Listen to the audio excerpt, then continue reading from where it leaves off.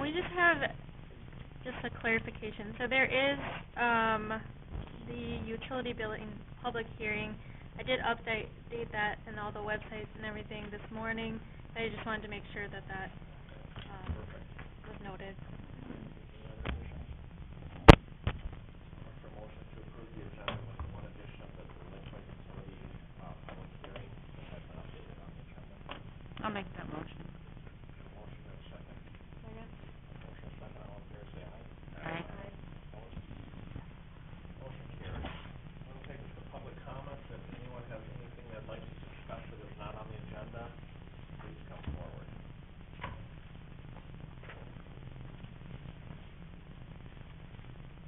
Seeing none, we'll close public comments and move to the consent agenda. Is there anything that needs to be pulled on the consent agenda for discussion?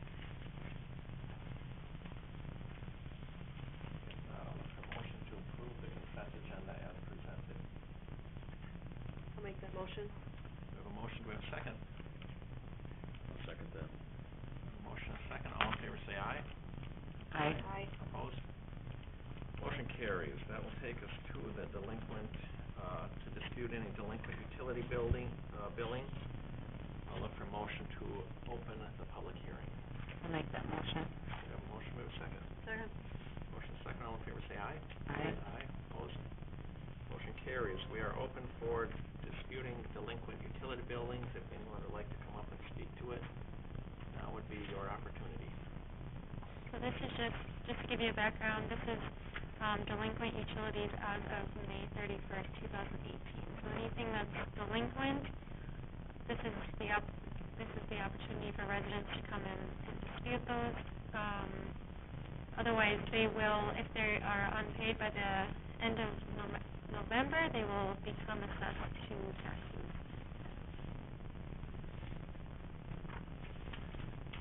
Anyone like to come up?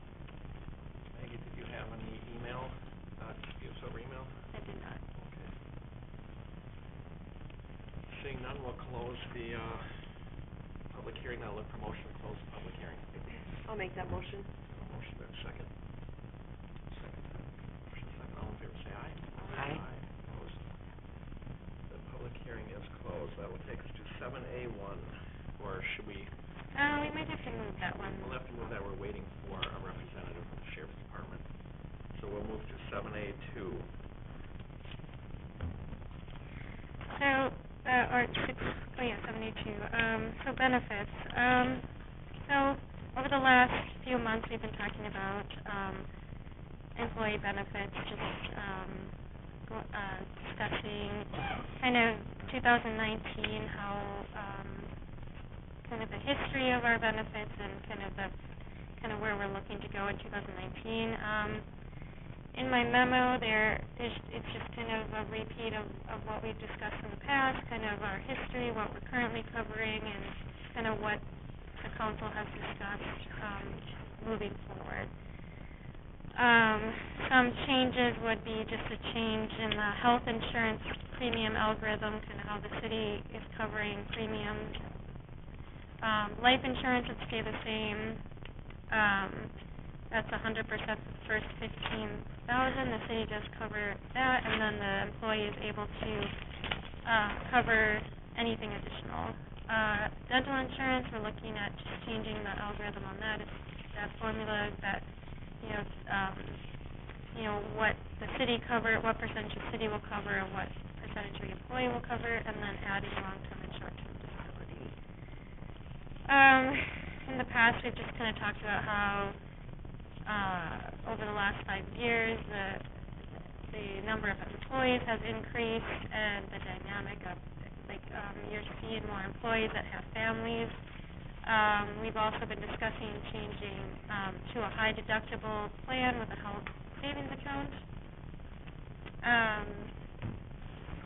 So there's been lengthy discussion, kind of which plan would best fit employees, and a lot of discussion on what the city will contribute and what the employees will contribute towards premiums. Is there any, I know we've discussed this at several meetings, there was information in the packet. Are there any questions you still have? Otherwise, in front of you is a resolution that would kind of go towards 2019.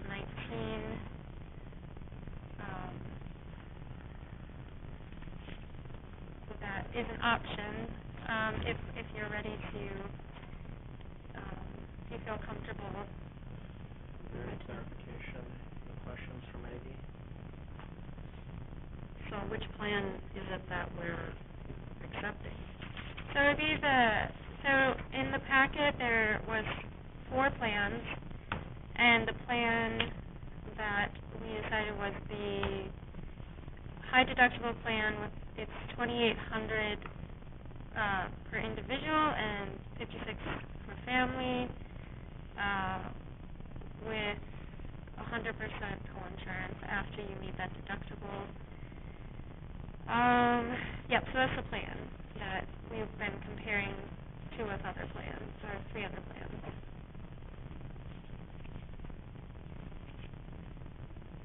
And why were the other plans not?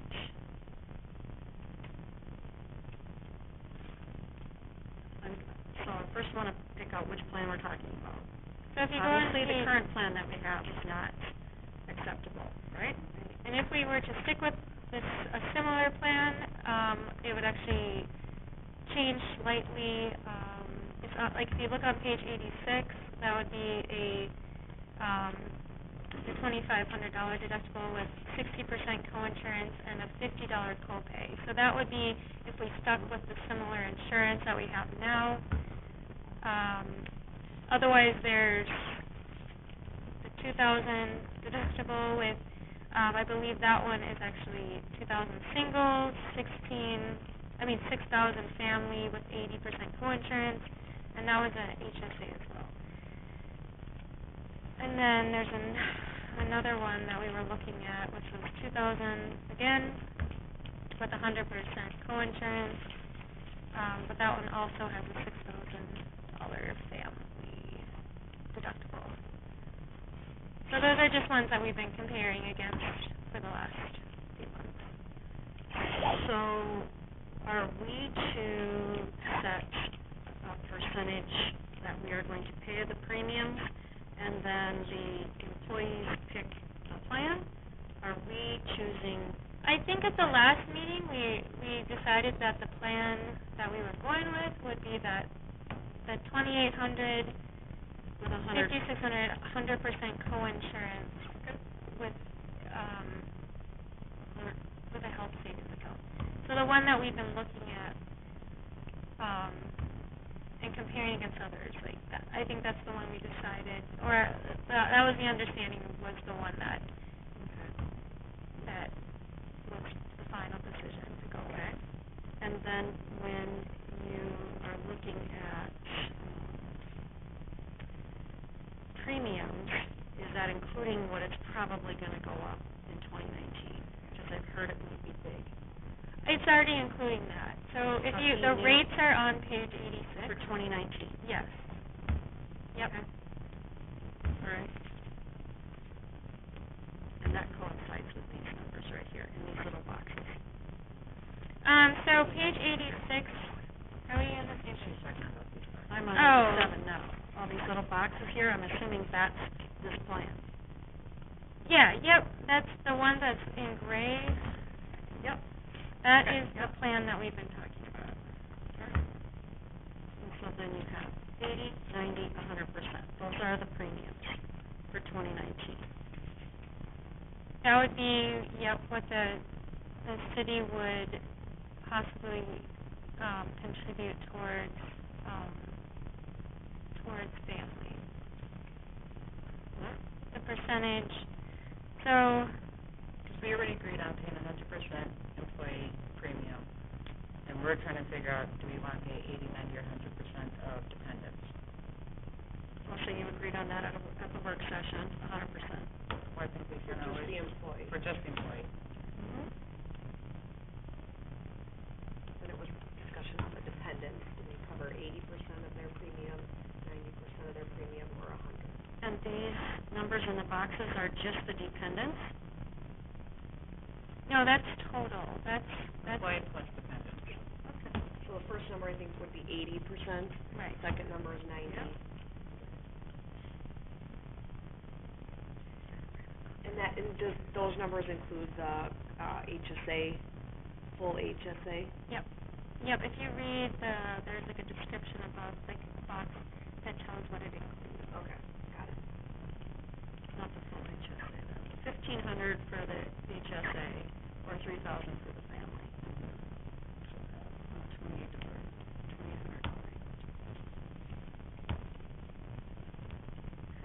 And that does not include, though, the life insurance, the dental, and the long and short-term disability. If you look on 89, Yeah. that includes everything. Those numbers include What's on the bottom there? everything. So if you look, there's an HSA contribution on top with the full with the 3,000, health savings for family, 15 for individual. So it kind of goes, kind of what percentage increase for everything. Kind of what we're currently at, and then the difference. Like without an HSA contribution, with half the HSA contribution.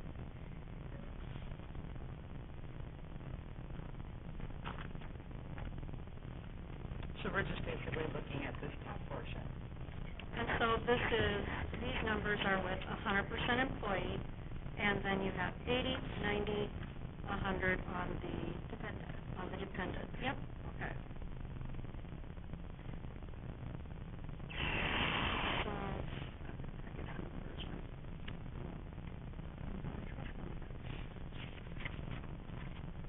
So, if we go 80% dependent, our total is only going up about $19,000. Correct. 20,000. Correct.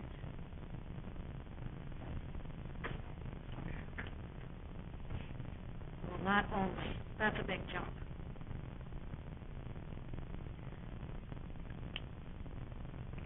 Okay. All right, any other clarification, questions? And that's not right.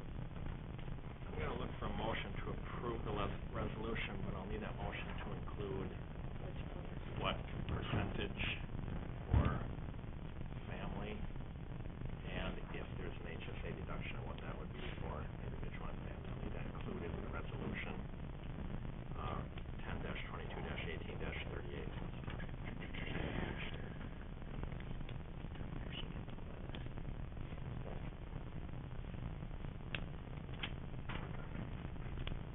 Do you know offhand what a $20,000 increase in the budget, how that affects the taxes per household? Per household, I don't, and I know I did receive an email. I was out half the day. Do you have that calculator though, like, where you can just change it and we can just kind of see? I don't have it right now. Oh, It would, that was on there. I mean, it would take. I think in the last packet I had kind of the tax impact, like, but it's. I mean, if you look at, I think we. What did we put in for preliminary budget for this?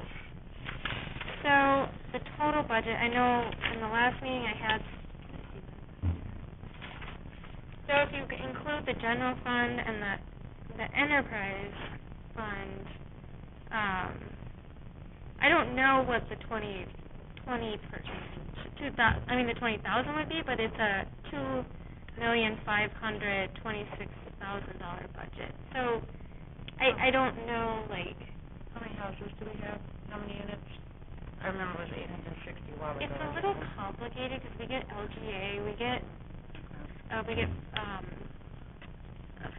fiscal disparities, so a lot of things like we get. I remember doing things like this before, and even like $10,000 was a pretty decent impact, but now we've grown. Right. I mean, if you look at it this way, like, so, Actually, currently, on our current budget, we are spending 10% of our budget on salary and benefits. This would increase it to 11% of our annual budget. And that's if we did 100 and 100. It would increase, we're 11% of our budget is salary and benefits, as opposed to the 10% that we're spending right now. So it increases it by 1% if we did 100 and 100.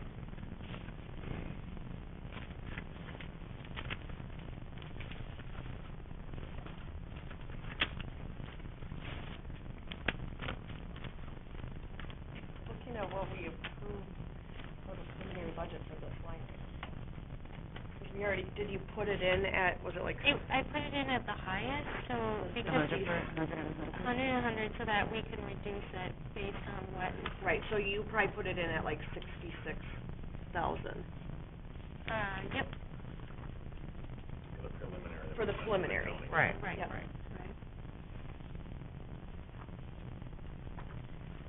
I don't know if it's Is that just insurance, the health insurance? no, that's everything, so. That's That was everything, everything. benefits, yeah. So that is in line with what I have here.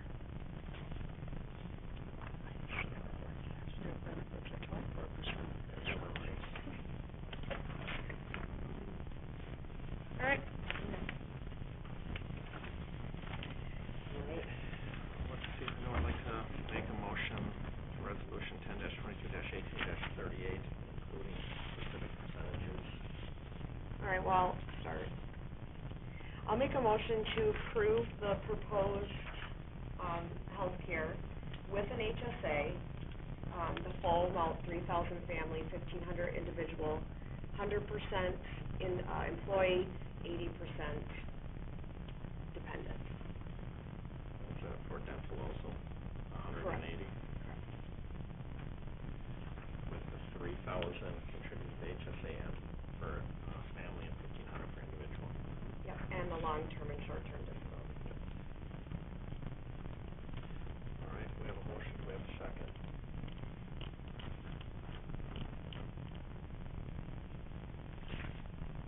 Do we have a second? sure. We have a motion, a second, to approve resolution 10-22-18-38, which will include moving to an HSA, paying 100% premium for individual, for the employee, 80% for family, for both, the high deductible health insurance and dental, along with the short-term, long-term disability, with an HSA contribution of $3,000 for family and $1,500 for individual. Any further discussion?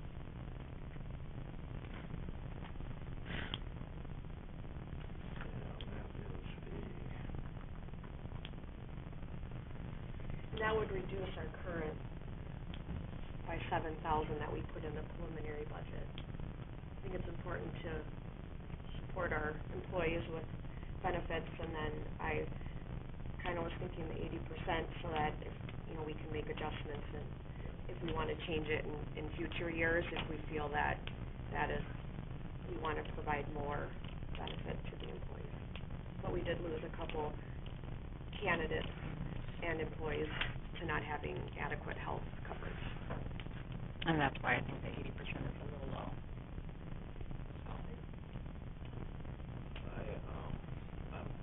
I'm in alignment with the 100%, 80%. I do have a problem with the HSA contribution.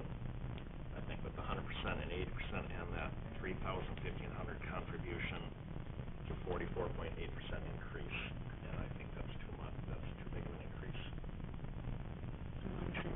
That's the one up there, so I'll be voting no on that, only for that reason. I support the employees, obviously, I think we all do. I don't know if we have to, I think they know that, but this, the HSA contribution sets it up, it's too high for me for a percentage increase.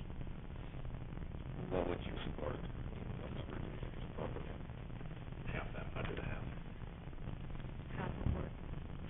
1,500 and 750. Can you use HSA to pay premiums? No.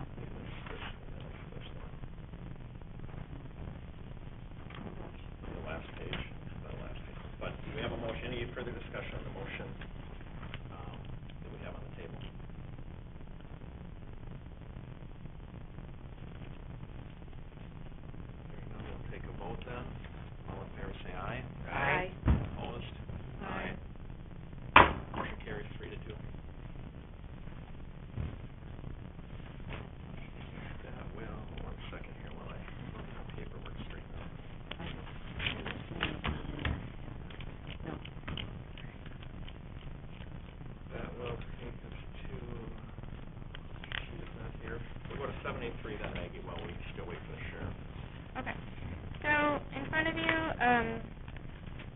today is just the final, water, sewer, and stormwater rate study. I think there was just a few questions, that we had, relating to stormwater,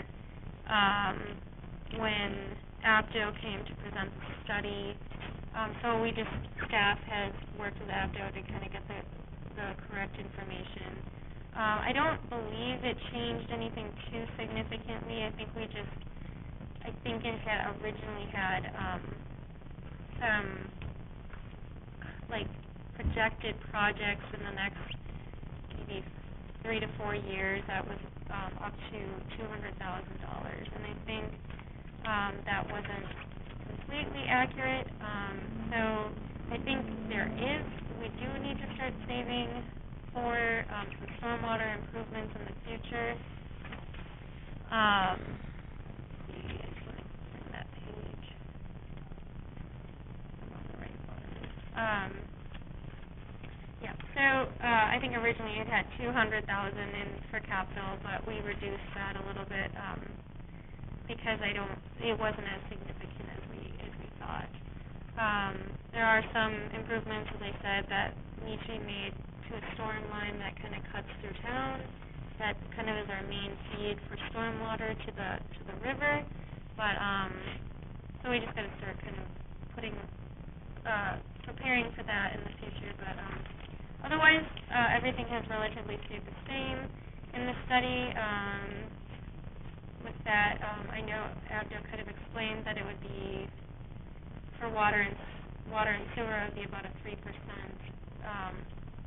inflation each year. And so they just, wanted to get this final draft in front of you to approve so that then, the city can kind of start planning for those increases moving forward.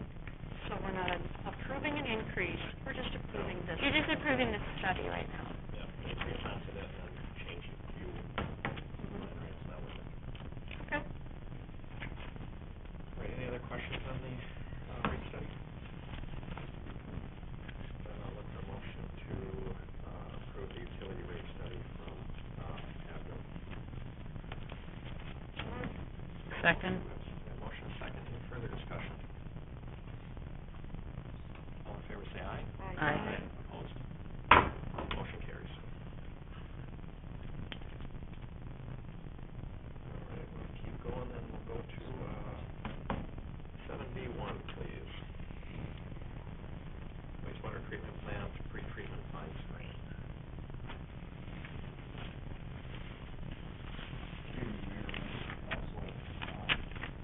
We have identified the 2018 wastewater treatment plant certified by the staff improvements, refilling pre-treatment fine streams.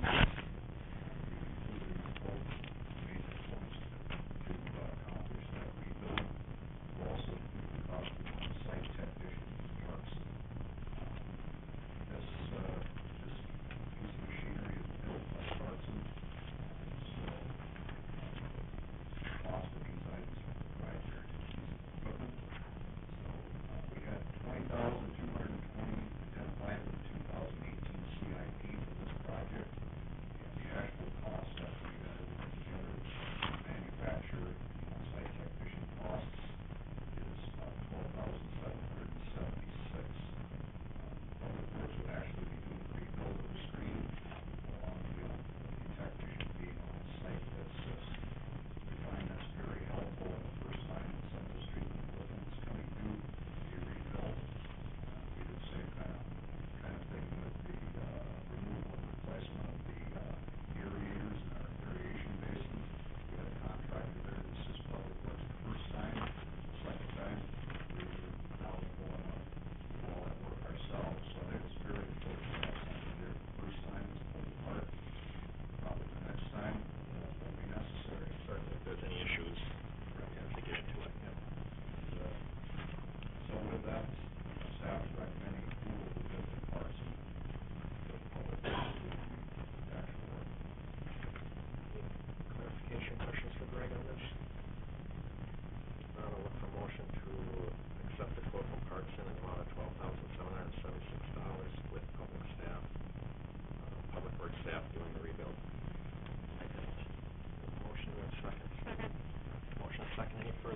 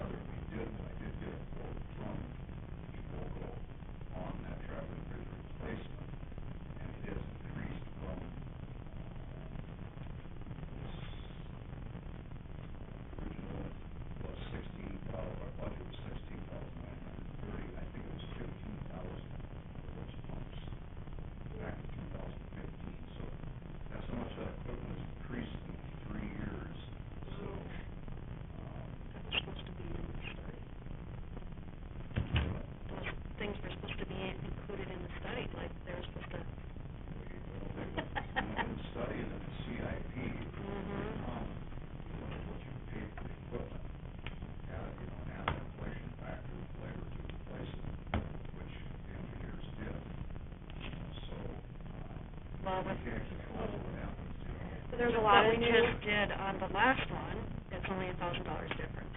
So you saved $7,000 on your last Correct. proposal. And that can happen from time to time, almost in effect. That people save money, if you look at the long-term goals done with CIP, as far as expenditures, I think you'll find that probably over 75% of the expenditures we did on CIP, we went out and did our homework on, and we've saved money. Yep. This instance, just didn't work, just didn't happen, stuff was proprietary, you know, and There's a lot of stuff that happened with tariffs just recently. that could have some impact on it. So, I mean, there's things you can't account for Can't control. when you're doing. I agree, you know, it's, we'll continue as always to look for alternatives, substitute for some of these things that we do. We actually moved out on CIP, we looked at the schedule I gave you probably earlier in the year. We moved out seal coat, we really haven't seal coated for the last 3 years, that's gonna move forward. Because we're not gonna realize the savings by doing a separate project of seal coating at the wastewater plant. So we've taken that $5,000 expenditure and moved it forward until the time when we do seal coating. We'll realize that savings at that time, so. All right, any other questions, Mr. Gruber, on the pumps? I'll look for a motion to accept the quote from Equa Water Technologies LLC in the amount of $25,300. I'll make that motion. We have a motion, we have a second. I'll second. Motion is second, any further discussion? All in favor say aye. Aye. Opposed? Motion carries. Thank you. As always, I appreciate it, Greg. That will take us to 7C1, ice skating rink.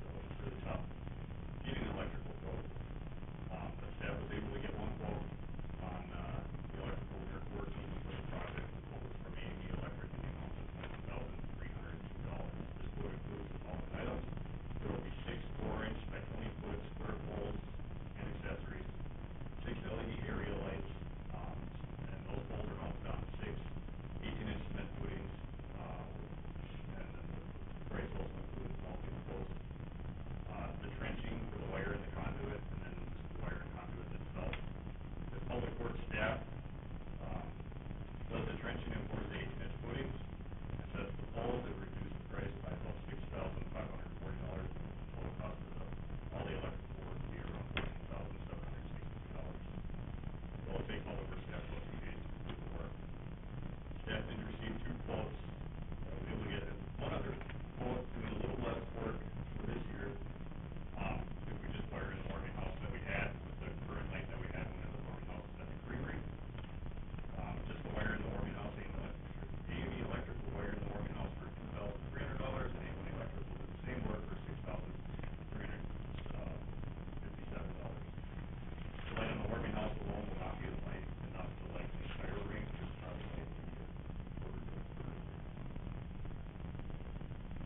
And so, total cost per project with all 6 area lights installed would be $19,819.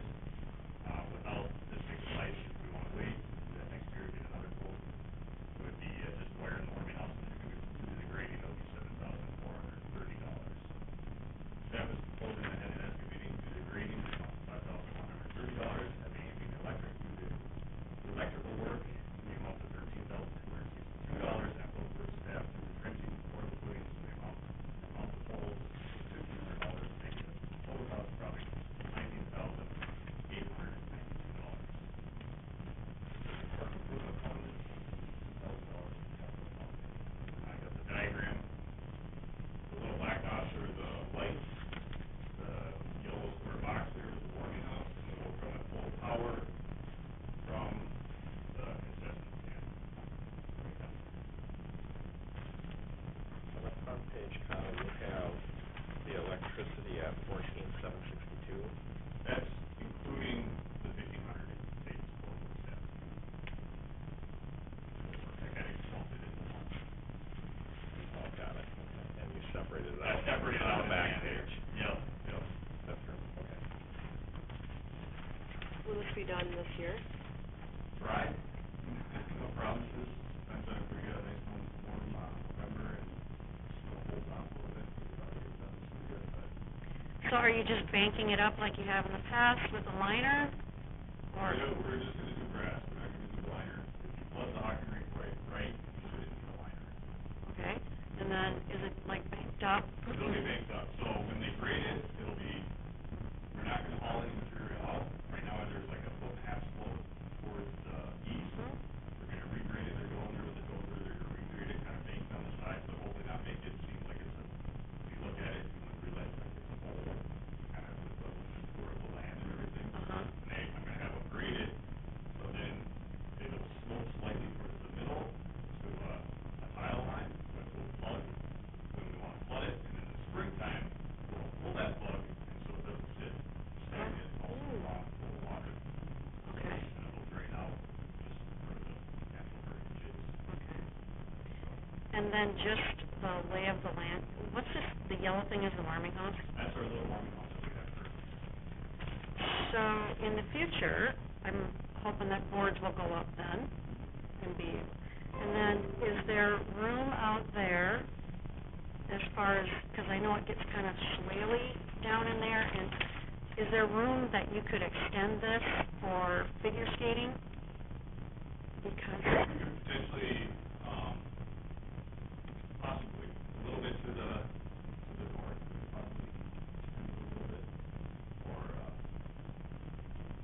potentially to the east, depending on how close we get to that slope there.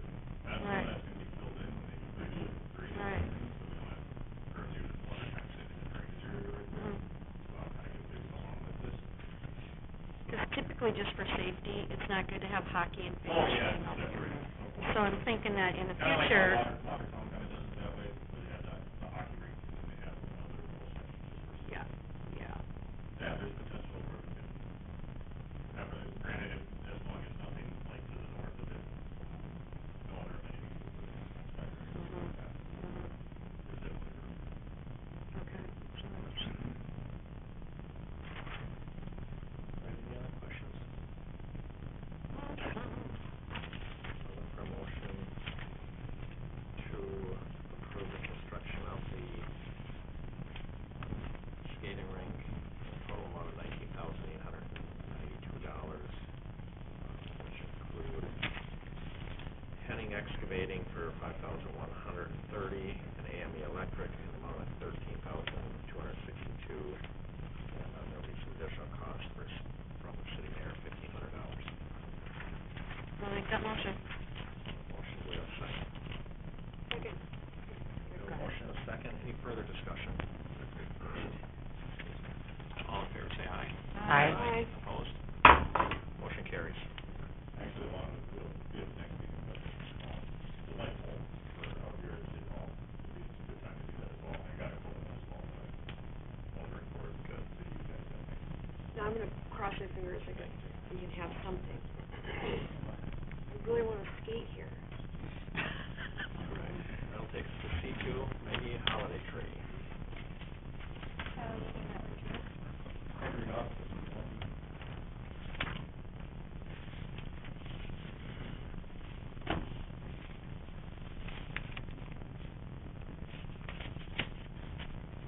All right, motion to approve the installation of 12-foot pine, spruce pine in Old Schoolhouse Park. Actually, pulled from Big Fire Tree Space, the installation of the 12-foot spruce pine in Old Schoolhouse Park. Park board has reviewed the request and is recommending the city council accept the bid for planting the tree in the amount of $400. Park board plans to decorate the tree with lights from holiday season. Holiday lights will cost around $300, outright we want it.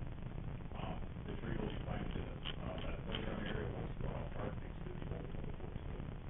I kinda see the trailer, got a little light, but we took down, we had to take down an ash tree that was right there. It was really hollow in the middle, kind of leaning over the playground, so there's room there for it, and then the public works building, the old public works building has power, so we can run power to the tree.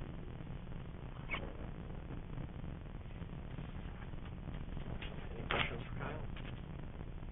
I'll look for a motion to approve the installation of 12-foot pine tree in Old Schoolhouse Park for the amount of $400. I'll make that motion. We have a motion, we have a second. Does that include the Yeah. holiday lights? What are you doing? Just the tree. That's all Okay. we're voting on? All right. I understand that we're about the tree for now. Maggie, Yeah. is that? Yeah, the tree, I mean, you can, we can, I don't know, I guess we can always get to the lights later if you don't wanna vote on it tonight. We don't know. We can get. Around 300, I mean, we can do it. Yeah, I mean, we can. But let's just do the tree for now. Okay. You have enough, sign authority to buy lights. Yeah. So I'm not concerned with that. So I'll look for motion to approve the tree at 12-foot.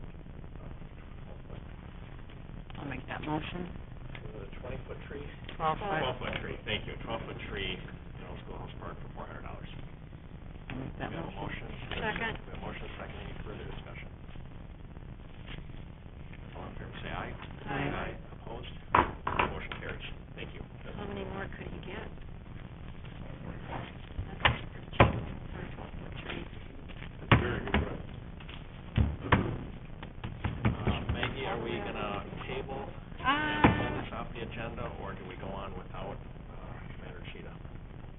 I guess, I mean, we could table it, it's just, I mean, I wanted, I don't know where that, We have time to the next. we do have time, it's correct? just the 2019 police contract, so we could table it till the next meeting, it's just, I just wanted him to be present because it's their contract, and there's not a lot of changes to it, but if you had any questions, I wanted to I think at this have that time, dialogue. we'll table, 7A1, the 2019 police contract. We don't need a motion for that, correct? That's not the table, correct? No. Okay. All right, that'll take us to council reports then. Eric, anything to report on? Sir, nice. What did I remember? Nikki? The only thing the park board was talking about with the holiday tree, it was brought to the park board that the fire department wants to work in conjunction with doing something for the holidays with lighting of the holiday tree, and then maybe even the Lions Club too, so kind of incorporate that, maybe have it be a yearly tradition of some sort. That would be good, great. Like I said, when it comes to the lights and stuff, Maggie's got her side story on some of that for the city beautification and decorations. I can get $300 of the lights on my tree. We But should just, have there. yeah, just to know it's just not a park board thing, it's gonna be kind of a fire department Lions thing. Good, thank you. All right, and I have nothing to report on tonight. are coming up that are on your agenda. I'll look for a motion to adjourn. Motion, do we have a second? Second. Motion and second, all in favor say aye. Aye. Aye. Opposed? We are adjourned. And we will move right into our work session. We'll just start with the, let's jump right into it, Maggie, and go into number 3, the enterprise fund. Okay, so in your packet is just, I have the budget, enterprise budget broken between water and sewer funds. In red, it shows the increases. In blue, it shows the decreases. For the sewer treatment plant, we do have, Greg did put together kind of, more of a, a narrative of kind of where those items will be, where those funds increases and decreases come from. Otherwise, a lot of it is pretty much the same. When I did look at, and I know last year was kind of a big accomplishment for us to kind of get this through with the changing of staff. I don't know what happened with the wages and salaries with the water and sewer funds, but they were off. So I did have to, I did talk with the auditor, and they help us kind of look at our, they do our quarterly reports, and they were saying, yes, those are off significantly, and so I just wanted to make sure that in 2019 they were not, that they reflected the accurate amount. So we can start with the sewer fund. If you have questions about, I don't know, Greg, do you want to talk about your? Basically, if you've got any questions on the second, just go ahead. You have it on the computer that you can. Oh, I do, sorry. So we have debt service. That's just kind of based on what our debt schedule is. It is increasing a little bit for principal, but reducing a little bit for interest. Lift station,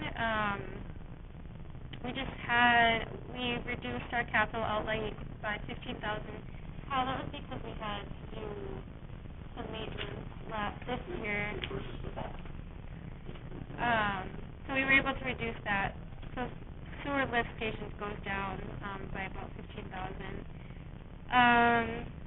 And then sewer treatment plant, I don't know if you have any questions for Greg on,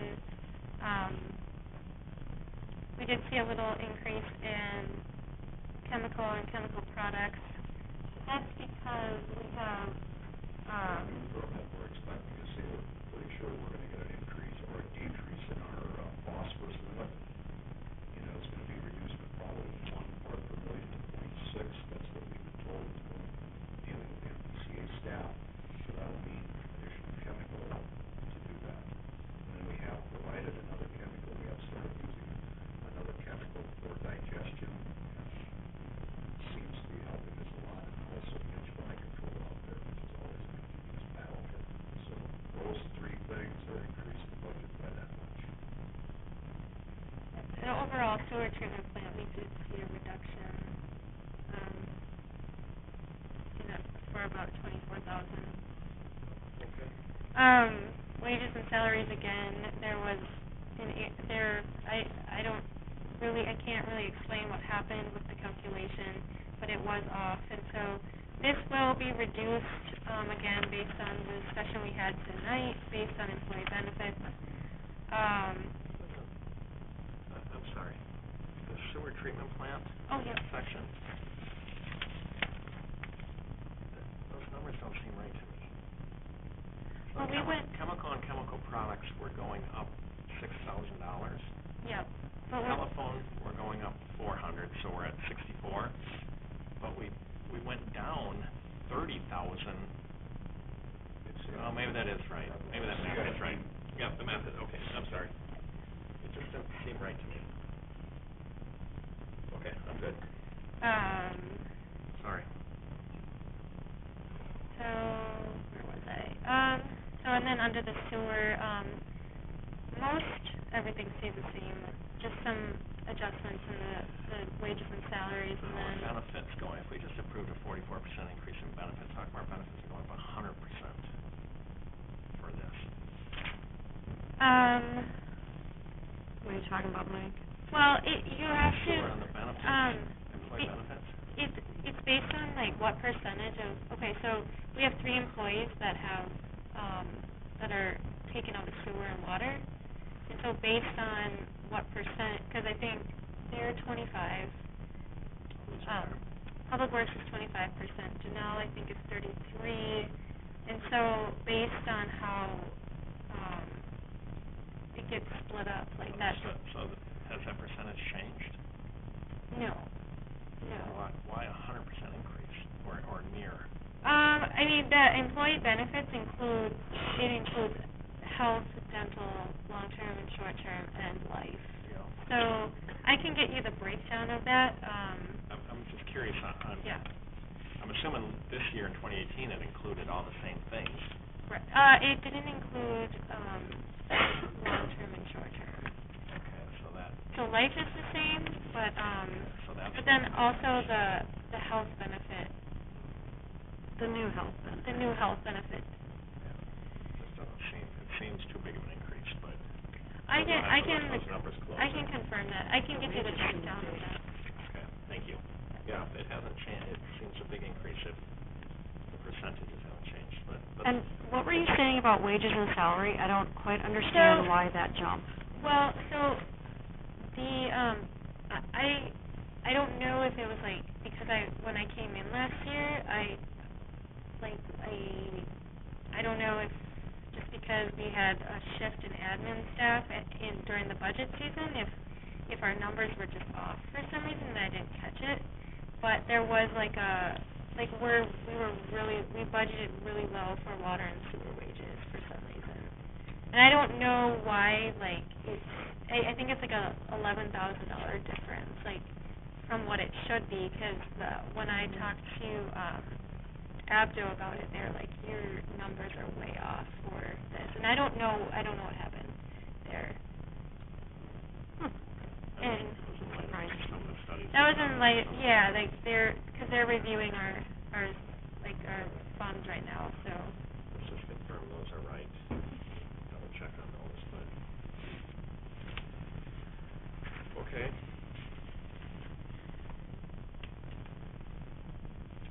So a total increase of 24,000, somewhere in there. So this fund, so that one would be 24. So the sewer fund, that calculated correctly, is just a little bit lower than, Why are we not anticipating any engineering fees attributed to the sewer fund? Because we're not building anything? $5,000 for 2018 and nothing for 2019. yeah, I'm trying to think why that went down, because I think there was a project, oh, yes, Yeah, we had $5,000 for our permit. reviewing the NBDS permit last year. Can I just ask a dumb question? So, the purpose of this exercise, so we're looking at what the budget was last year compared to this year, but you changed the budget, right? So, wouldn't we have already kind of gone through this earlier and we're really looking at what we put in as the preliminary budget and would be adjusting for December, or is that, No, are so we not at that yet? Enterprise is separate. Enterprise is kind of like a business account. So this is separate from the general fund. Okay. Because this is paid through by, your fees that you collect. Fees, okay. Sorry, thank you, that explains. The hookups and. Yep. Okay.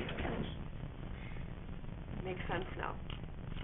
So usually we'll get to the general fund because it has more Right, deadlines. yep, got it, okay. Anything else on sewer? All right, let's go to water.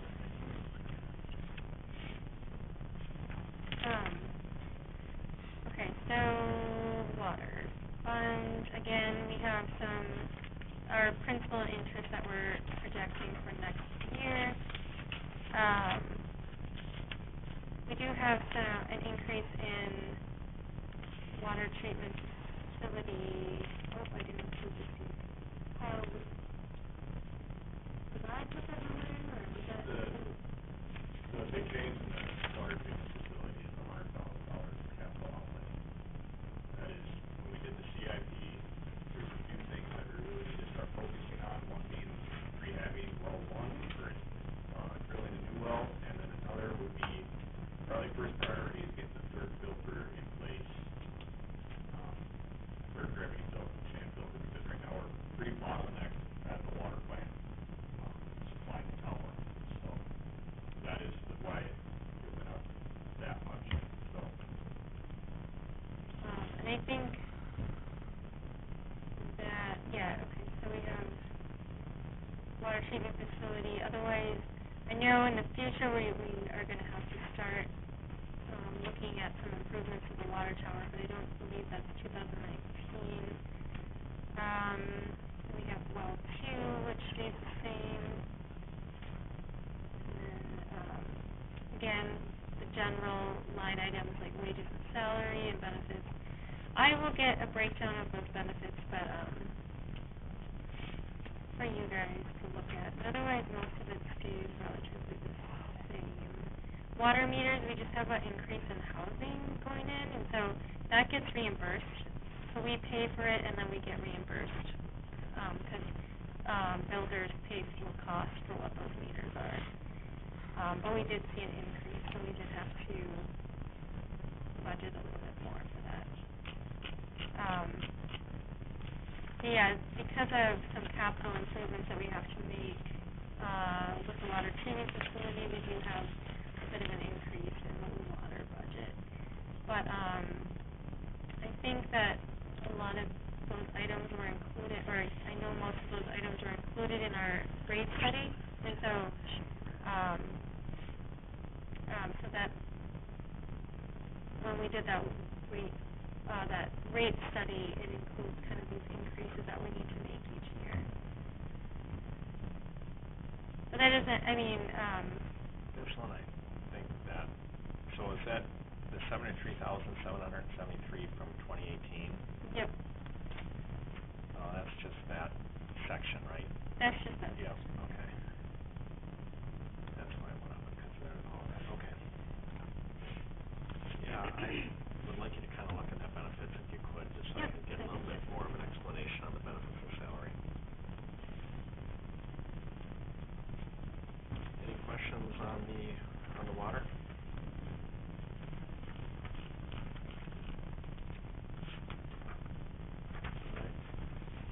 Going on those, Maggie, or is... Did you want... Or is this just breakdown of all... This is a narrative now from that? This is for the wastewater treatment facility. Okay. If you want to go through that. That's pretty... I think that was good then. I read that one. So I guess tonight is kind of more getting feedback. If there's any questions you have, I can definitely get that benefit information to you, how it's broken down. Yeah, that's my biggest concern. Okay. I just need a little more explanation on that. Okay. Otherwise, it seems to align with everything we've discussed throughout the year and taking into account all the studies we did in the CIP study. Now that we're capturing that. Anything else from Maggie? Any other questions on that? Let's move to snowplow, Maggie.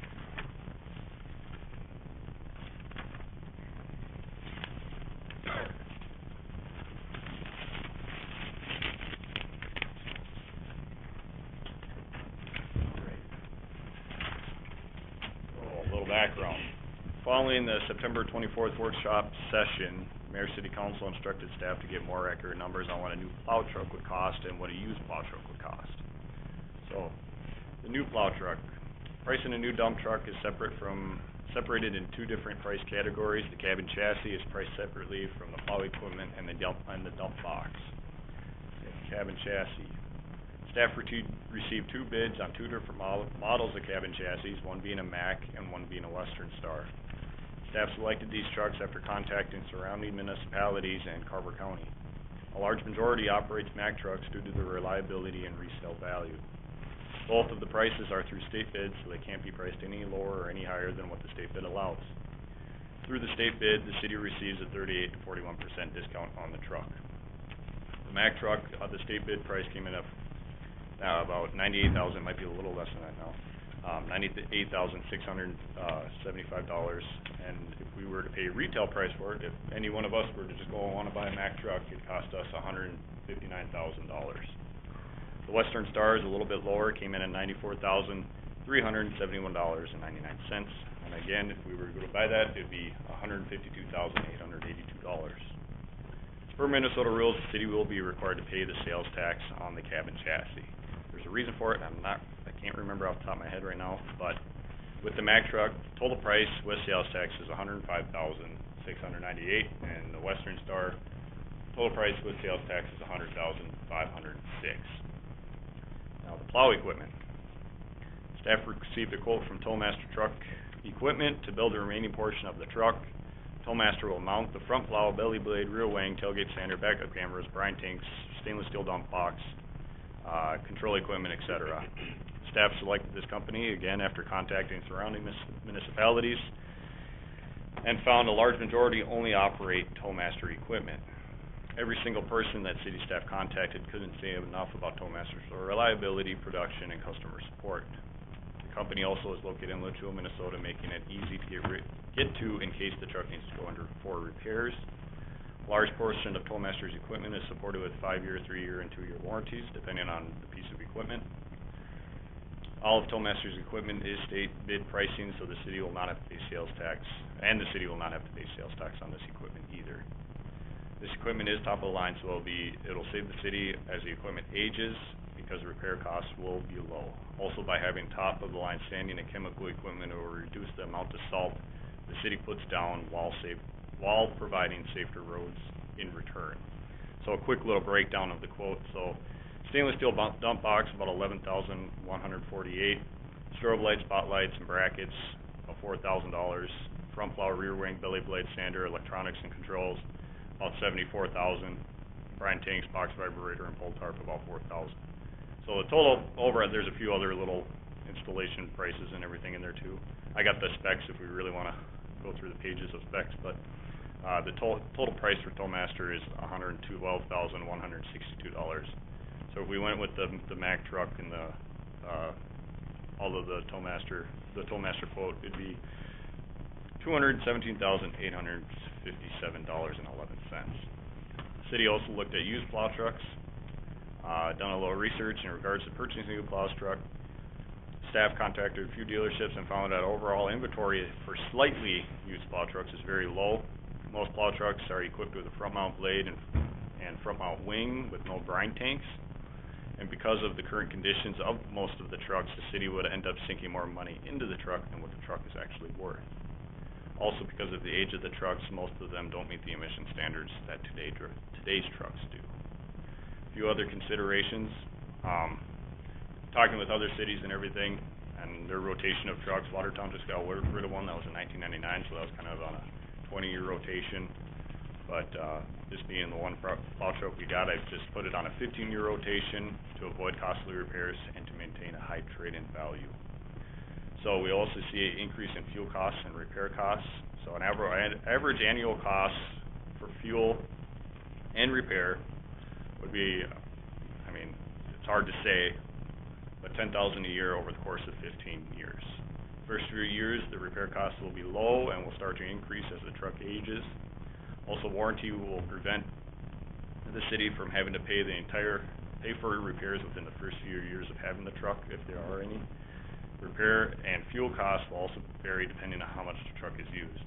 If it doesn't so much in the next 15 years, we'll have a brand new truck still in 15 years. So, general maintenance on a plow truck, pretty much typical of any vehicle, even the city's current 550, but tires, oil changes, DOT inspections, cutting edges, hydraulic lines.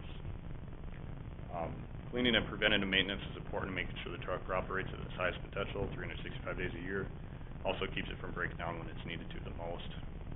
On average, if we take the numbers I stated above, with the $10,000 increase for fuel and repair costs, it'll cost the city about $14,845 per year, including repair and fuel costs. So Is that 24,000? be right around 24,000. I mean, that last number we said it's 14,000 including. Yep, right around 25,000. That'd be 24, okay. Yep.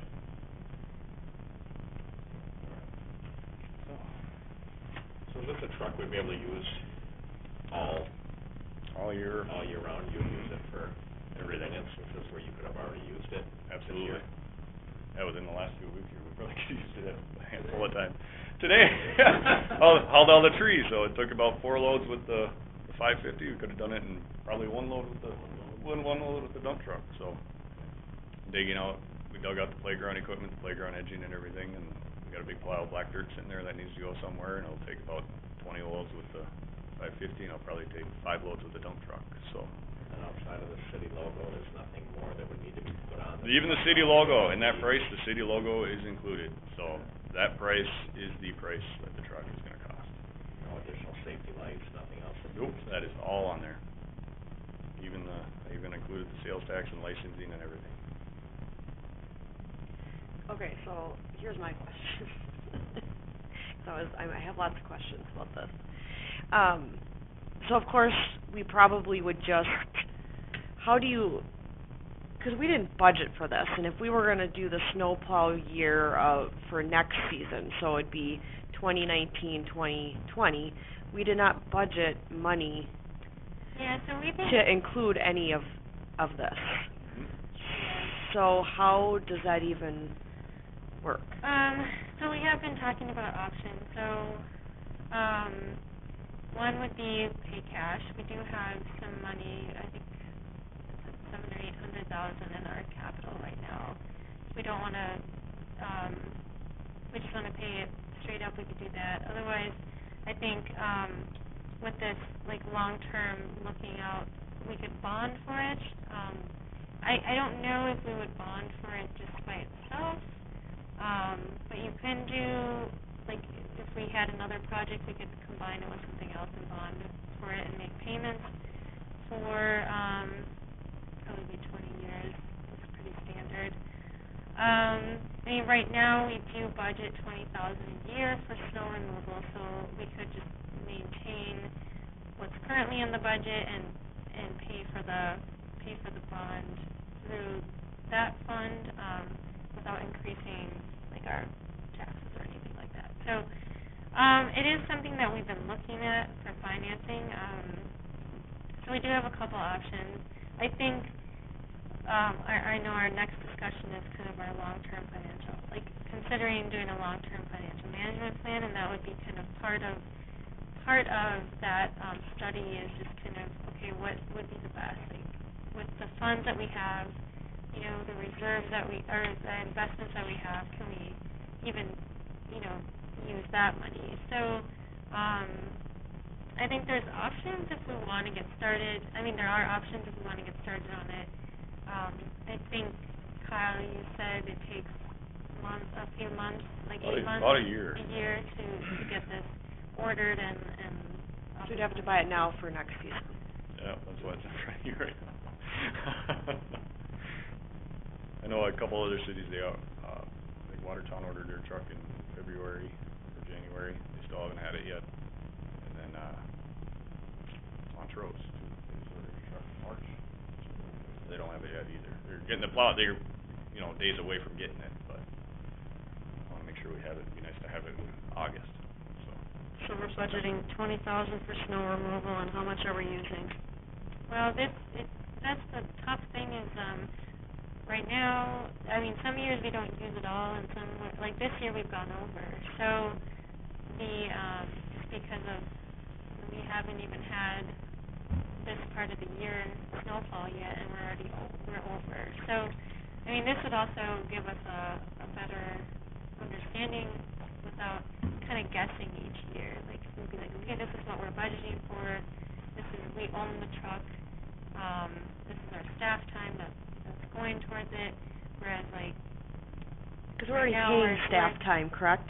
During every Right, snowfall? right, so we're kind of doubling up on that right now because our staff goes out and removes snow in other ways, while this contractor is in town. And the contractor's costs are set, but it's a as-needed basis. So the $20,000 is only getting spent on the contractor, we're not kind of attributing some of that to, that's on the top of the $20,000. Is that in addition to the MnDOT money that we get, or is that not inclusive of that? We do get MnDOT money, that kind of, it's depending on how, I think they have an algorithm too based on how much snow falls and how much time we spend, how much they reimburse us, so. It's an hourly rate, I think we can set the hourly rate, but that's what the contractor does. Currently, the contractor sets hourly rate, I think he's at $156 an hour. He sends in a Minnesota state form, the number of hours he spends cleaning downtown, and they reimburse us back for that. I still So- think even with what we've gotten back from MnDOT, we're still over for this year. Just because last year we had. I think we're at $30,000 right now, and I think we're right at, I think we've gotten 10 back from the state. 10? Yep. If I'm Yeah. I'm just guessing at the top of that. That's, last time I looked, I think that's what it was, so.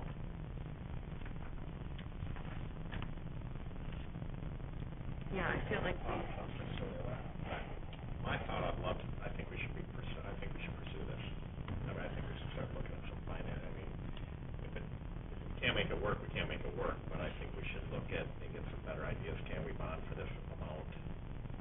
Is there cash for it? What will that do to our reserves? Can we use, by working with the pro, but personally, I'd like to take the next step and get the next information, is what I'd like to see. I think this is a way to go. It's right around what Kyle's thinking, around the $24,000 a year with payment, repairs, fuel, everything, and we're budgeting 20, we're right in there. how'd the extra 10 get added to the 14? Well, I think his math is, that's some, it says 14 including repair and fuel, and it should be not including, or that number's wrong. So, well, my 14,000, let me make sure I did this right before I say something. It's funny how this has become full circle.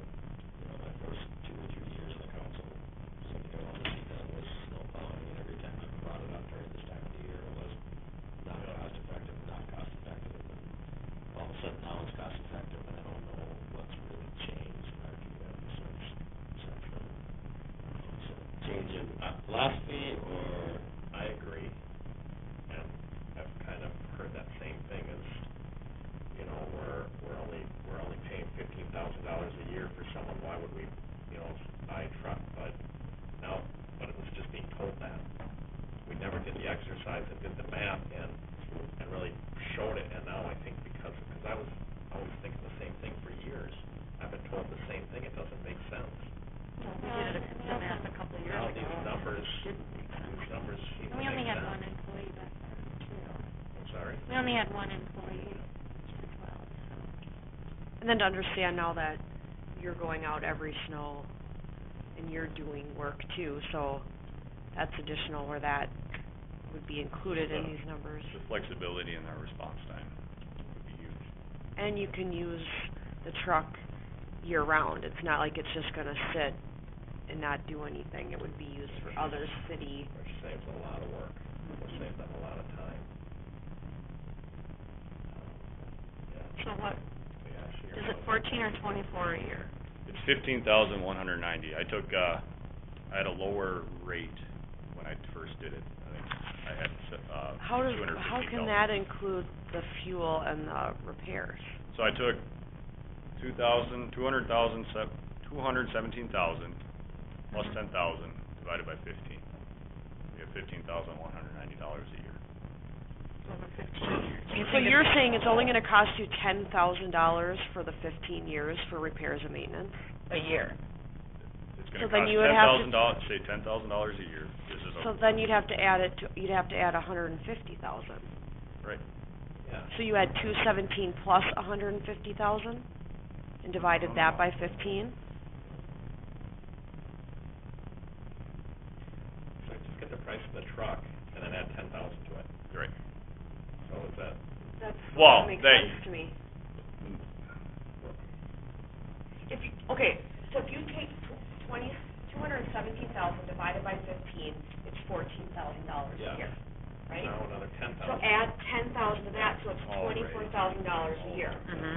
So you'd actually have to add $150,000 a year in fuel and maintenance on top of the 217, divide that by 15 to get what it would be out by year. Either way, yeah. Yeah. Either way, it's the same, yeah. 25,000 a year. That's what I was asking. Correct, It's yeah. either you didn't include it or you included it, we had the word. Right. Maybe wrong, but Yep, 10,000 is high. that is high. I think 10,000 is high. I estimated high, I didn't wanna be wrong. Mm-hmm. I estimated high. Well, look at fuel prices, I mean, So I think for 25,000. never And know. the gas mileage tax. So it's 25. You don't buy a truck for gas mileage. No. But then you got the repair and the hydraulics, I'm assuming cannot be very, First 2 years, it's Cheap. gonna be oil changes and Right. routine maintenance, and then. but then you get the you- tires and the hydraulics, and then the prices just go up and up and up, so. Right, And then after 15 years, you get a new one. right. So it's about what we're spending right now, plus then we're gonna get the credit from MnDOT, and that That money would actually go comes to us towards and it's the not operating coming back costs. out, yeah. Yep. And we consider our own, we'll look more into the MnDOT thing too, see what we can do for setting our own It rate. makes a little more sense. And we've got somebody who actually loves to plow snow. I don't know, we're gonna be fighting over who gets in the truck, so we might have to. I think we might lose. I think you guys are crazy. Yeah, I live closer, so I'll beat them there. They'll pull you out of the truck. They'll pull you out of the truck and say, no, I'm doing it. We'll have to like flip a coin or every other time. Yep. I'd like to see us get go to the next step, get the next Yeah. information. I would, yeah. Let's move forward with it. Any other thoughts? No, I just wanna see like different options to pay for this, and we'd want to start it next winter season. And the impact on the budget and everything, so, Yeah. yeah. I wanted more details. I'd like to get, yeah, I think that would be the next step, then, and get some of that together, Maggie, and let's try to keep this moving. If we do decide to go this way, we don't wanna wait till March, it sounds like. And then if we can, figure out the MnDOT thing and how that exactly works and what we're allowed to charge back for. All right, anything else on that? Perfect, thanks, Todd. Yep. I can do my snowplow presentation again. Liz missed it, so good. Good, yeah, we're good. I got a breakdown on that, so I got the summary version, so thank you. Ayler's the long-term financial management plan. Okay, so at the last meeting, Ellers came out and, kind of just discussed the long-term financial management plan. I know, we just did a, pavement management study, so that's something that we really need to start looking at. Kind of how are we gonna start budgeting for and paying for these, our streets for, over the next, 10, 15 years. So I know, I think it went out to 10 years, but I know some of it can be pushed off. But, you know, a lot of our streets in our newer developments are hitting 20 years. And that's kind of the time where you start looking at, like mill and overlays and just general maintenance of the streets before you get to if you don't kind of take those maintenance steps, it can be eventually a full reconstruction, which is way more expensive. So, Bolton and Mink did kind of put together a plan and kind of assess the streets based on what they thought would be the need over the next 10, 15 years. So, how that relates to Ellers is, and then we also have been discussing the fire station, or a possible new fire station, and then some other equipment with Public Works. So, really we need to start looking at what we need to start putting away each year, if that's the approach we want to take, or if we can bond for some of these projects, what that would look like, how that would affect our, based on the growth that we're seeing in our community, and how that would impact residents tax-wise. So I know they provided a better summary of what they were looking to do at that meeting. I know we wanted to bring it back to a workshop to discuss if this is something that we actually want to consider. What they would look at is our investments that we currently have. Can we pull some of those investments out as they mature to go towards project financing? What do we need to start putting in our capital fund each year when we do our budget process? And just looking at it all together, kind of what can we bond for, what can't we bond for, and kind of the long-term goal of some of these projects that we're looking at. The cost, they did say, depending on how much they have to dive into it, would be between $16,000 and $20,000. I did put that in the preliminary budget, just because we can always take it out if that's not if this is not the plan that we really feel like we need right now.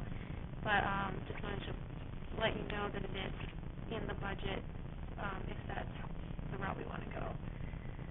So I don't know if you have any questions at this time, but I think it would kind of answer a lot of questions I think a lot of you have had about, okay, when can we tap into our investments? When can we tap into this other money that we have? What level should we keep that fund at? I know there's like a policy in place, like you want to stay at a certain level operating percentage for your operating year. So I think I would just kind of look at the whole picture, kind of set a plan for us. We haven't really been putting anything away for capital in our budget over the years, and so I know we have $100,000 in our budget for this year currently in our preliminary budget. So I feel like we're getting there, but this I think would give us a better idea of, is that number accurate? Can it be lowered? Does it have to be increased? And just the overall long-term impact that some of these projects would have. So, any thoughts on it? Well, I always have thoughts. Well, okay, so I think the study fee seems a lot, but it's in line with what we paid for a lot of the other studies. So let's say we decide not to do this. I mean, how do we even, so like when you utilize them a lot, do they just bill us hourly when you ask them questions, or actually, like? I don't use Ellers too much. I use Abdo. Oh, Abdo. Okay. Yeah, so they're our auditor, but they're also kind of like we go to them when we have questions about, our, just basic questions about, okay, are we coding things correctly? Are we, can we, just general budget questions. So they do our audit. They offer some financial advice. I did talk to them about, their thoughts on a plan like this, because I thought they could maybe help out in a way to help us with this. But they said they don't really do long-term bonding projections. They don't really look into the, if you want to pay for a project through bonding and what that tax impact would be. So they did kind of recommend Ellers to give us an idea of how we would finance long-term, especially if we were looking at bonding. We could use them on a case-by-case basis. I You could have. call them up and ask them a question about what we're thinking about bonding for and they would give you the information, and maybe get charged an hourly rate. They've been gracious enough to, they haven't been charging me. I have asked them kind of the impact of what the fire department would be. But they were able to give me kind of okay, we have a spreadsheet, we can plug in some numbers, but it's not really the most, I think based on the interest and like a standard 20 or 30-year bond. I mean, they've been able to give me that information, but I don't think that they have our complete, like, I mean, they do our investments, but they don't have kind of all of the information that Abdo has. Okay, so that was like part one. It's not too much, but I'm just trying to understand is like, so let's say how would you provide to us, I mean, would this tool be very beneficial for you to be able to say, well, we've got $1.5 million of pavement projects coming up, Mm-hmm. and our options are, I mean... I think it would help me, especially, I mean, if we're looking at several projects here, if we're looking at the fire department, that definitely would have to be bonded for. Streets, it depends, like, streets are usually, you have to pay for, through your general fund, because if you can do special assessments, but that's usually if you do a full reconstruction of the street. You don't really, I guess it depends on the city's policy. I don't think we have a policy that assesses for mill and overlay, which is most of where our projects are going to be. Well, those are things, I'm just trying to understand is, like, I mean, I could, I'm trying to think. I think my goal is to try and get an understanding of how much this is going to impact, how much we're going to have to actually put in, into capital each year. How much are we going to have to actually, how much is this going to increase our general fund? Because we don't, if you look at water and sewer, they have revenue to pay for, they bring in revenue to pay for infrastructure and maintenance costs. Streets, we don't have tolls or anything, so it's all general fund. You have to levy for that. And I guess, from what I can remember, it's like a $3.5 million over 10 years that we have to start looking at for our streets. So it's like, okay, we can't afford to cut that into, if we divide 3.5 by 10, that's like $350,000 a year. Is that really what we can afford to do? Is that what we have to do? Can we pull some of it from, the investments that we have? Do we have wiggle room anywhere? And I don't know. So we think that this study would be able to kind of give us a big picture that we can use over the next 5 years to 10 years, possibly planning out, and help the council. What we have to, we could say, okay, based on the projects that we're looking at, how much do we have to levy? And it can also help us determine what amount, okay, can we afford it? What projects do we maybe have to push off a little further?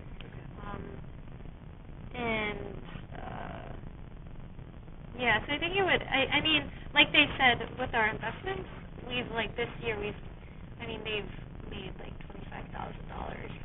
in investments, which will go in our general fund. And so part of me is well, we could use that money as maybe to do this study. So it's I don't know if you want to look at it that way, but it's we want to use that those investments if we can, appropriately, but I think we just need to know what the tax impact is going to be, but because we don't want to keep pushing off these projects, because you don't want to get to the point where your streets are so bad that you have to do the next level improvement that will cost more. And I just don't think, and I don't know, because we did hit, every city, we did hit an economic downturn where we didn't have that ability to fund that capital. But really, it's we gotta start somewhere, and yeah. That answers my question. Anything else, any questions? Thoughts on this? I think they're a great tool. I think this is what we need, but I'm concerned with the cost. Okay. I think it's a lot.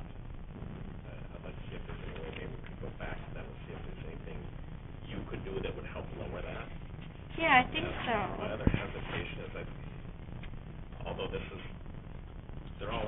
studies we've been doing, but we've been doing so many of them. Right. I wanna make sure we're getting our money out of them, and we're using them and following them. So we're into like 5 or 6 of these, that's great, but if we don't use them, and we're not following, then what good are they? And I'm afraid that we might start getting into that. Right, and I think the studies It's a have... concern of mine that we have so many of them now, and we haven't really have that track record that, yeah, these are, we think they're useful, but are we really using them and getting our value out of them? Well, the sewer one we for sure have, I know that Greg left, but he had said in a previous meeting that he found it very beneficial, but we just got water, so Yeah, water would be... water, and then we did the, Pavement. But that's a different kind of a, Salary that's a studies, different we've kind done of a rate study. studies, we've done yeah. numerous things, I just wanna make sure. So those are my concerns with it, I think this is a tool we do need to have, but I'm concerned at the pricing side of it. Yeah, and I can talk to them, because I think there's some areas that I could help, and I can see if there's any like, wiggle room in that. I just, we did the pavement study, we've been looking at the fire department, I don't know if Rod wants to say anything. I just think, like, if we want to feed off full, how are we gonna finance them, because... I understand the benefit, I Right. get it, I get what it'll do, I think it's good, I like all the items they talk about that, that we've captured, but those are my hesitations, the price, and now when we get it, what do we do when we get it? Yeah. I think it would help us set the levy, kind of like, okay, this is what, this will help us determine what we can actually start paying for, and... So those are my only concerns with it. Okay. Anyone else, other Mine was just the cost. thoughts? Yeah. Seemed like a good tool, not a good tool, something to pursue further. I think it's an essential tool. Yeah. I mean, especially when you have an elected board where we're not experts at sewer systems or roads. Maybe it hopefully steers future councils to making sure we're focusing on things. I guess I would kind of point towards our water rates in the past, because people just felt they didn't want to increase water rates, that we kept kicking that can down the road. And what happens now? Well, now we're seeing that we have to make up for that. So hopefully it's a tool, it's a guide for future councils how to keep us financially responsible. Yeah, I agree, I think it's a good tool, it has to head on it. It is. When I saw that too, I thought, wow, this seems like a lot of fun.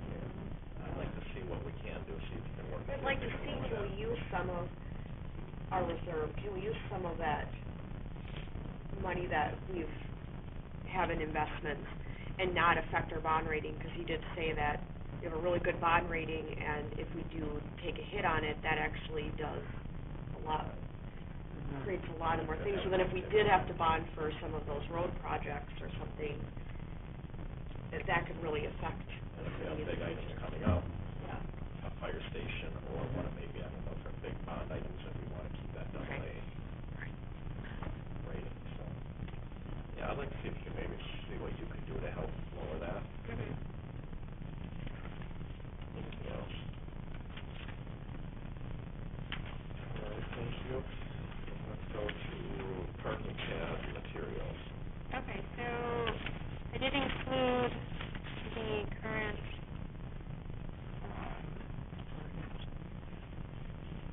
some of the ordinance, regarding driveway parking. I know, we've had some discussions in the past.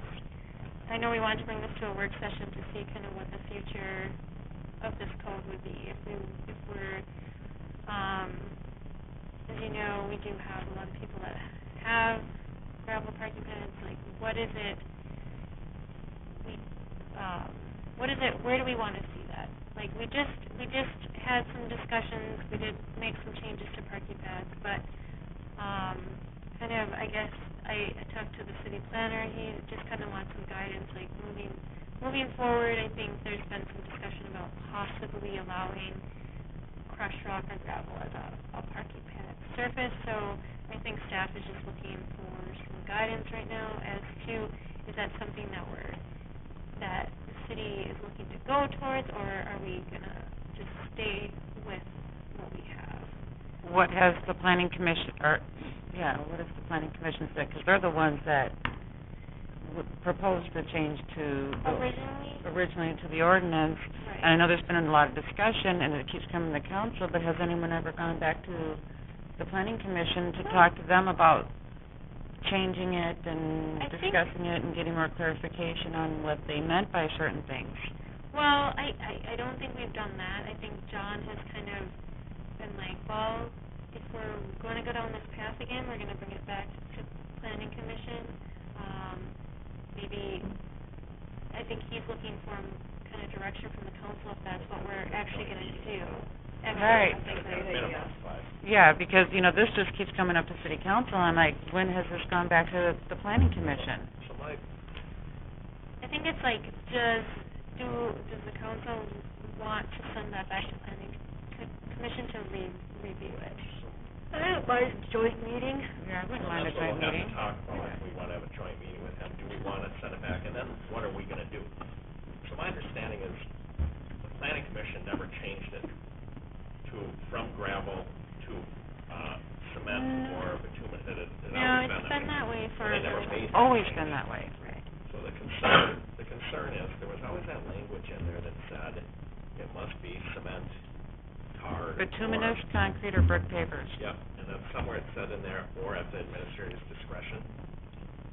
Or according to the minimum city specifications accepted when waived by the zoning administrator. Right, which was the administrator. So the concern, so when I asked Maggie when all this came up, I said, can you go out, find a few gravel pads out there that are gravel, and see if they came in and did a permit, and we allowed it, and we waived them and said, you can do gravel, just, we can't allow some to, and some, someone to see Right, yeah. if we're allowing it. Well, as it Right. turned out, from what we found out, it appears none of them are even, they pulled the permit, none of them are legal. Okay, well, So then it now comes down to, there's 90 of them out there. We as the council, what are we gonna do? Do we wanna rediscuss gravel, or are we gonna go to these 90 and say, pull them all out? You know what I mean? It's kind of, they've gotten so out of hand, because we always thought they were getting approval. They would come in, I'm gonna do this, I'm gonna put it the right way, have the right edging, it's the right distance, and, yep, it's waived, you can have gravel. That's where I think where I was struggling with it all. So now as council, we have to decide, what are we gonna do with that? So now, do we allow gravel? Because 90 people have it, and that number's not exact, or do we hold hard and say, nope, this is what it is, and we gotta go with those 90 and pull them out? I mean, that's a little outside of the plan, that's outside of the planning and zoning, but then, if we decide, hey, you know what, let's look at maybe gravel, I think then it's appropriate, we have a joint meeting with planning and zoning and say, what do you guys think about gravel? So that, I think that's where we're at, what do we do?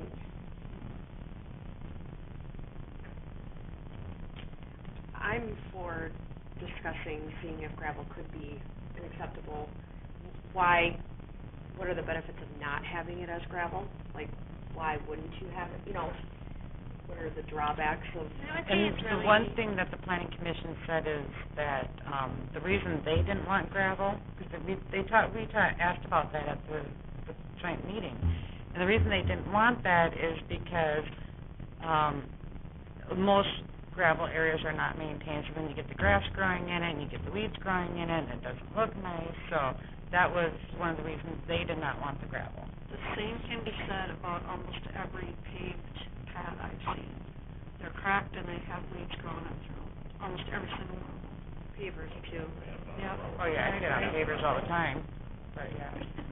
So, I know that's one of the things that they had mentioned during the planning commission is why they didn't And want I it. agree with that. I mean, for me, I think And there's no edging in it I'm at all, in favor of so. gravel, but then I think at that point, though, we need to go to those and say, look, there's still certain requirements that have to be met, you still have to keep the weeds out of them. Now, if you don't, they gotta get that straight, or the right edge, the right stuff. I think we can tighten that up a little bit, and then enforce that, but. What about like the width I and don't that? mind, yes, that's gotta be, that's already set, that has to remain. Well, right, so what do you do with those 90 that are put in, I think if they're Would they out, have to- I think if they're out of, that part of the? they should have to fix that. And if there's weeds growing out of them, they should have to take care of the weeds. If they don't, Just like you have to mow your lawn. Yeah. The thickness of the gravel, too, that's Yeah, and when they come and get a permit, we would say to them, this is what you must do, you must put this down, you must have this much gravel, as part of our. Do people, if they've already done it, can they come later and pull a permit if we said? I think it would, if you change code, it ends up being pretty much legal non-conforming. So you can't, I don't think you can really require anybody to, it's kinda like if somebody, like, the old part of town, if somebody has a gravel driveway, like, and the code changed, they don't meet code, but they're legal non-conforming. So those are the ones that are already in, but. Yeah, but like what, right, but what if it's too big? That doesn't, what if you're not changing that, you're just changing the surface, so you're gonna allow gravel, but you can only have it 12 by 24 or 12 by 30, and someone has 50 by 100, I mean, that's a retarded question. Like, not retarded, but like, that's too big, but, you know. I think the main concern is like,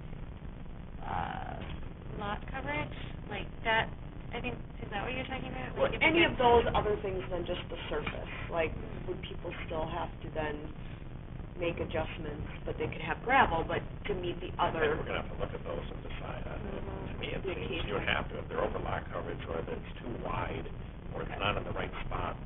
I think that's different than the I material. think it's like if they want to make any additional improvements, then things need to be. I think it's probably with the material, why I think we should allow gravel now, is because there's people who just went and put them in, they've sold their house, someone bought it, had no clue that was, and now all of a sudden someone goes say, hey, you bought this house, you gotta tear that out now, and they didn't even do it. You know, and I think of, you know, just the year your house was built versus the year my house was built. I mean, we were up to code no matter when our houses were built, but now codes have changed, and I'm sure my house is out of compliance with the new codes now, and, you know, but it's still legal because it was based according to the codes then. So I think, you know, that's kind of how we need to look at this, is when were these ordinances put in, and when were the additions made or the gravel put in and all that kind of stuff, and But we don't know. They never pull permits. Unless you go try to do GIS and look, you know, look at aerial, but that's gonna be, too much. they don't update those enough Right. to really know. That's the question. But you can also look at some of that and know that, okay, this is a year or a couple years old versus, yeah, that gravel driveway looks 20 years old, you know. You can kind of look at some of that too. No. Yeah. I mean, I'm. Maintains it real well, it could be 20 years old, they maintain it real well, and fill it like they should do the things for the maintenance, but I don't know, that's where I'm having a hard time, what do we do with this stuff? We gotta do something. We gotta either tell 90 people, sorry, pull it all out, even if you bought it that way, or we gotta allow gravel. Well, I think, you know, these codes. With certain rules, with certain specifications. I think one thing too is codes are meant to be adjusted if you have enough people that are in support of changing it. If you feel like, you know, we have a lot of people that have these gravel driveways, this is reflective of our community, like, and so maybe we should change the code. So it's kind of like, if you feel like this is the way we're going, like, codes are always, like, you can always look to change them, if that's reflective of the community. But on the other hand, it's not right either that, hey, I don't like the code, let's just get 90 people that break it, and then they're gonna allow us to. Right. You know, so I think from a city standpoint, we have to take some of this responsibility, because as these gravel pads started getting put in, nothing else. It's a responsibility. Right. 15 Right. years ago, when the first one went in, and nothing happened, that's where my assumption was, well, it always got approved. They came in, got approved, and asked for gravel, and they were allowed to approve, and they approved. That's what I thought had happened. That's why I was shocked when Maggie, I asked her, go out and say, get one that has a permit, and show me that we've allowed gravel, so we've allowed one person, we gotta allow everyone. And also she started looking, it's like, well, none of them pulled permits, or, yeah, I don't think any of them did. The 10, 20 you looked at, that's, Yeah. Here's a question. Parking pads, if they are, say, complying with code, do they pull No, that's what I'm saying. Yeah. That's what I'm saying. Even if it was gravel or not gravel. Gravel, I'm speaking all the way around, you know. They're supposed to. We don't know, And so we're right now, they can't get on gravel ones. yeah. But, you know, But no, we don't, we can remove yeah, so we don't necessarily drive around, I mean, but we should have started seeing some of these going in and checked on them. The city should have done something, so we gotta take some accountability on that. That's where I have a hard time just saying, Gravel without permits? So, yeah, those is I think it we just a absolutely blatant need to- disregard for the city ordinance? So it's a blatant disregard? Because No, usually that's what it. I'm hearing around town is I moved to Marison, nobody could tell me what to do. Well, did you know? I've heard did that you- more did you- and more and more. It was said in this room. Yeah, Did you pull a permit? no, I by that. Did yeah, you know- posthumously. Did you know you needed a permit? No, not for gravel. And they maybe don't either, but, Yeah, but ignorance of the law is not. right. Well, that's a whole, so I don't wanna get too, I mean, that's a whole nother, if people are putting them in right now, we should be doing something about those. I mean, they're blatantly out of, And I mean, you know, you can landscape the crap out of your yard with rock, and nobody says anything about it, but you put it down and park something on it, all hell's breaking loose. You know, I mean, just have to put that too. But my landscape shouldn't be taking up 35%. right. And I'm not parking a vehicle You're never gonna put that. in the middle of my, Yard's not gonna, you know, you could have a whole lavish gravel backyard, you're never gonna know. Right. Lavish gravel bed. hey, Arizona, they do I it. know, but- It's Arizona, they do it all the time, yeah. Well, yeah, I mean, rock, yeah, you No go to grass. Arizona, there's no grass. Right. There's rock gardens. And that would do, but that would be after the fact, because we have landscaping codes that we go check before they Right. get their landscaping escrow back, so. I think it just goes back to the problem of we're just doing everything on a basis from people crosswalks versus, putting gravel parking pads. It's just the efforts and the way the city is running to be sure that if we have ordinances that gets us in the problem. And one thing that I've noticed on my time here on city council is that, for the most part, up until extremely, very recently, for the most part, we are a reactive city, not a proactive city. And I think, you know, lately, we've been a little bit more proactive, but I think we need to continue to be more proactive and not reactive, so, you know, whether that means we get out there and we, you know, start looking around and driving around. I know previous administrators have done that and stopped projects in their tracks. So, I agree, and I think we do need to start doing some of that. Look at the watering man. You know, I mean, here you are all the time. I mean, we're running our water tower down because everybody knows that there's a watering man. But nobody pays attention because we're not doing it. Right. The shoveling, Shoveling. I remember back when I first started, that was part of my job when I did rounds. the shoveling of the sidewalks is the same thing, Yeah. all of it. And again, that's where people in this town are getting that mentality. I moved here so no one can tell me what to do. Because we're not telling them what to do. We have these ordinances and people go, we're trying to... we'll let the dogs run wild, I we'll think just let we the do grass have grow to get 14 that. inches. Because some of them, I look at the sidewalks and the sprinkling different than, if a shed's in the right spot, or if a pad is different, you know, versus who would be looking for that, or what about inside a house? Gotta pull a permit to put a hot water heater in. How do we know if someone does it? You'd probably be surprised how many people wire their basement But, without permit. so to the point, I mean, but we could, you know, we could pay John once a month to drive around and check things too for us, because he knows those things. I mean, we're not getting the support we need Well, we from the have sheriff, Public or Works CSO, also or, that is canvassing the, and that's where I mean, Public Works certainly for shoveling kind of, and, yeah. I think it's kind of your responsibility to let Maggie know about that. Yeah, write down the address, take a picture, whatever, and say, hey, Maggie.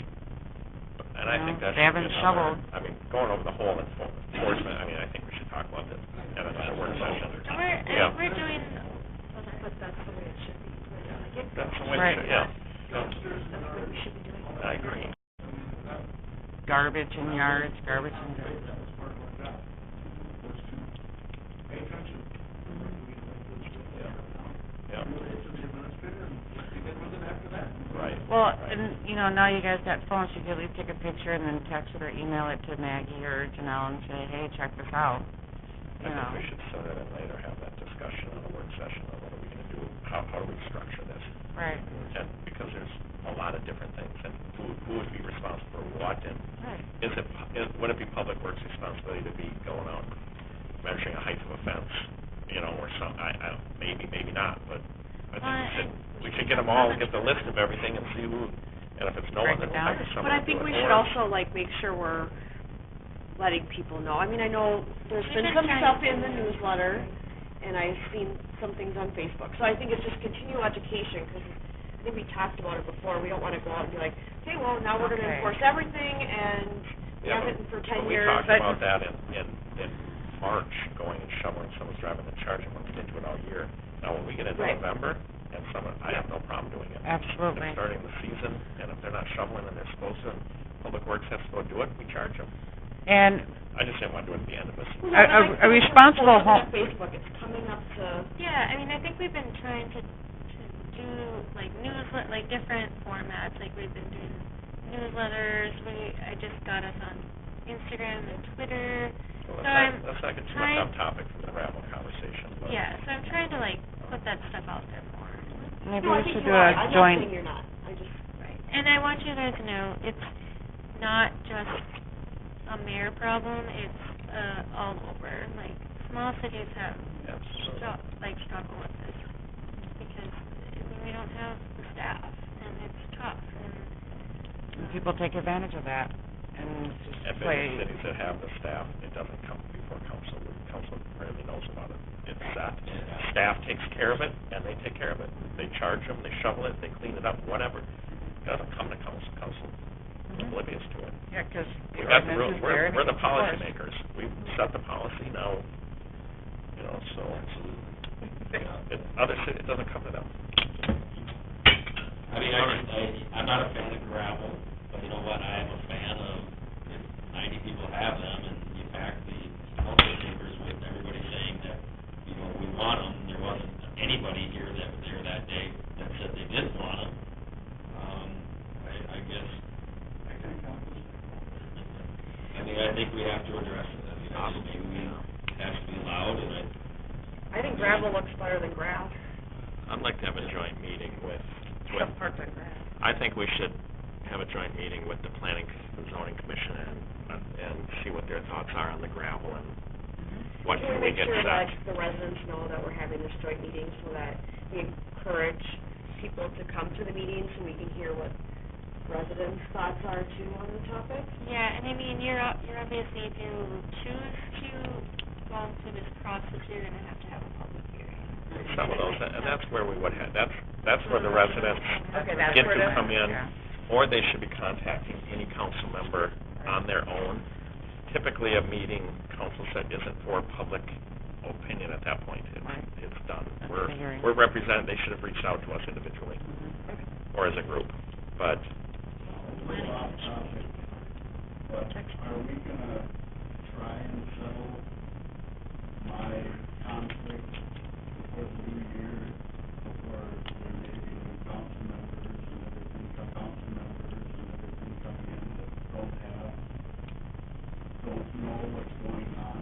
I mean, I think we could, I don't know if, like, the timeline would be possible to discuss gravel.